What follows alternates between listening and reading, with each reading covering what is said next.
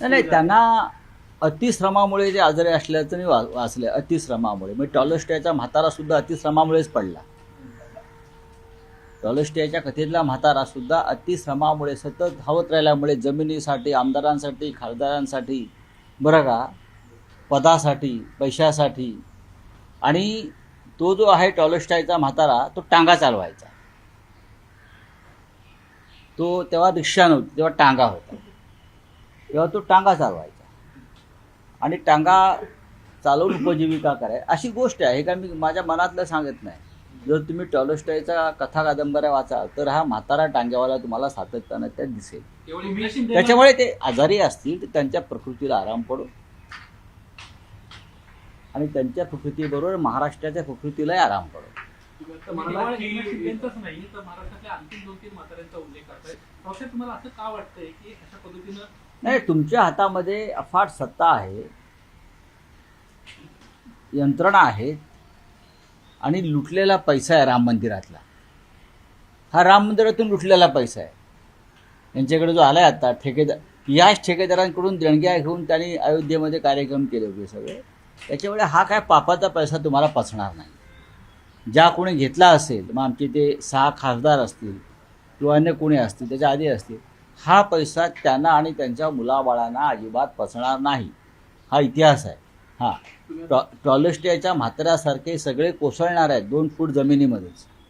असं म्हणाल की एका आमदाराला अजून एक ऑफर देण्यात असं आहे की आमचा नाही, ते आमचे नाही, मला माहीत नाही. मला असं आहे की शेवटी विधिमंडळाचं अधिवेशन चालू आहे, चर्चा सुरू असतात, मग कानावर येतात, कोणतरी सांगायला येतं की आजही अमुक अमुक माणसाला ऑफर दिली, त्याला ऑफर दिली. म्हणजे काय करणार आहे? ऑफर करणार काय? किती पाहिजे आहे त्यांना? काय शेवटी इस्पितळातच माणूस जातो, इस्पितळातून सभागृहात जातो, तिथून तिरडीवर जातो, तिरडीवरून स्मशानात जातो. माणसाला किती हाव असावे आणि हव्यास असावा.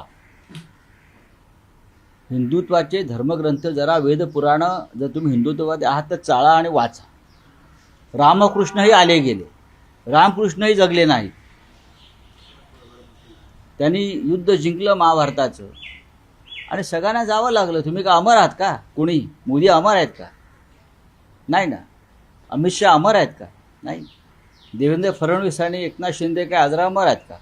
कोणी अमर नाही, लक्षात घ्या. आणि शेवटी मग एक नियती अशी असते ती तुम्हाला पूर्णविराम देते. रामरक्षा आंदोलनाची सुरुवात होते. दुसरीकडे सत्ताधारी म्हणतात की तुमचं अरे कोण आमदार रक्षा आंदोलन तुम्ही करा. अरे साले कोण ते सत्ताधारी? काय सत्ताधारी सत्ताधारी सत्ताधारी? हिंदुत्वासाठी आंदोलन चाललंय ना, तुम्ही त्याला सामील व्हायला पाहिजे. स्वतःला म्हणता ना हिंदुत्व सोडलं आम्ही. मग राम मंदिराची जी लूट सुरू आहे, जे दरोडे पडत आहेत, राम मंदिरात काय चोरलं गेलं नाही? मी काल सांगितलं, रामाचा मुकुट चोरला गेला, रामाच्या पादुका चोरल्या गेल्या, रामाची कर्णफुलं चोरली गेली. नरेंद्र मोदी निवडणुकीत सांगत होते ना, मंगलसूत्र चोरणार. सीतेचं मंगलसूत्र चोरलं गेलंय, तुम्हाला माहिती आहे का? सीतेला दान केलेली मंगलसूत्र चोरली गेली. हे या महाराष्ट्रातल्या आणि देशातल्या हिंदुत्ववाद्यांना माहिती आहे का? सीतामाईचं हिंदुत्व मंगळसूत्र ज्या पद्धतीने चोरलं गेलं आहे, सीतामाईला अर्पण केलेली 27 मंगळसूत्र चोरली गेली. तिथं का अब्दुल, रहीम, शमशाद असे कोणी आले होते का चोरायला? कोण आहेत ते चोरणारे?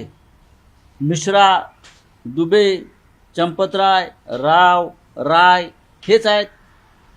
आणि नेतृत्व कोणाचं आहे? मोदींचं आहे.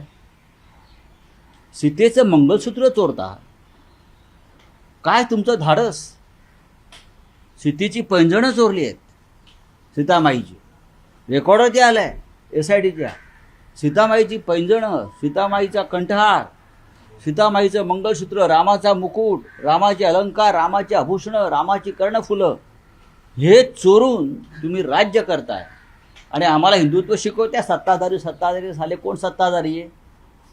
विष खाऊन मेलं पाहिजे या सत्ताधाऱ्यांनी. अशी रामाची लूट केलेली आहे. हे दुर्योधनाचे सत्ताधारी आहेत सगळे, हे दुर्योधनवादी आहेत.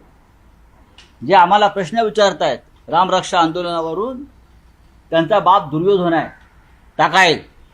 तर या प्रकरणामध्ये आपण पाहतोय की चंपतराय असतील किंवा यांच्यावर अजून आता काही आज आम्ही संध्याकाळी 4 वाजता दादर पश्चिम कबूतरखान्याजवळच्या हनुमान मंदिराजवळ शिवसेना पक्षप्रमुख माननीय उद्धव ठाकरे यांच्या उपस्थितीमध्ये रामरक्षा आंदोलन करतो आहोत. आणि ते अत्यंत महत्त्वाचं आहे.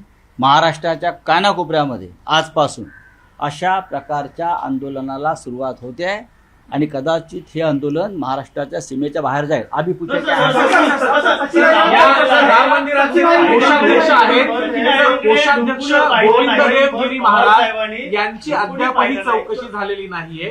गोविंद देवगिरी यांची चौकशी झालेली नाही, ते कोषाध्यक्ष आहेत, त्यांच्याबद्दल अजूनही काही कारवाई झाली नाहीये. बघा, मुघल काळामध्ये एकच महमूद गझनवी होता. आता राम मंदिराच्या लुटीमध्ये एकूण 25 महमूद गझनवी भाजपच्या त्या टोळीमध्ये आहे. त्याच्यामध्ये तुम्ही सांगताय ती दुरस्त असू शकतात, मला माहीत नाही. हां, कोषाध्यक्ष की त्यांची जबाबदारी सगळ्यात जास्त होती. कांग्रेस कह रही कि 2/3 मत फिर बीजेपी के पास थी इनकी पार्टी तोड़ने के बाद, आपका क्या? ये सही है.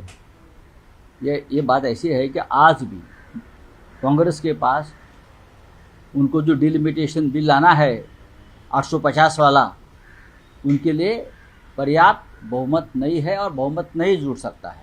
आप कितने भी तोड़ दो, तोड़ने की कोशिश करो, आप कोई बहुमत का आंकड़ा आप नहीं प्राप्त कर सकते. आज राम मंदिर का जो लूट है, राम मंदिर में जो चंदा चोरी है, चढ़ावा चोरी है, राम और सीता माई के अलंकार चोरी हो गए. हाँ, राम सीता माई का मंगलसूत्र भी चोरी हो गया. आपको मैं बताना चाहता हूँ, सीता माई का जो मंगलसूत्र दान दिया था बहुत से लोगों ने, हाँ, सोने का रामचरितमानस भी लूट गया है. वो कानों के, हाथ के कंगन, ये कानों के सब अलंकार, प्रभु श्री राम के अलंकार, आभूषण सब चोरी हो गए. और चोरी करने वाले भारतीय जनता पार्टी के चोर हैं. ये सब बीजेपी के महमूद गजनवी है. तो उसके खिलाफ आज महाराष्ट्र में शिवसेना आंदोलन शुरू करेगी.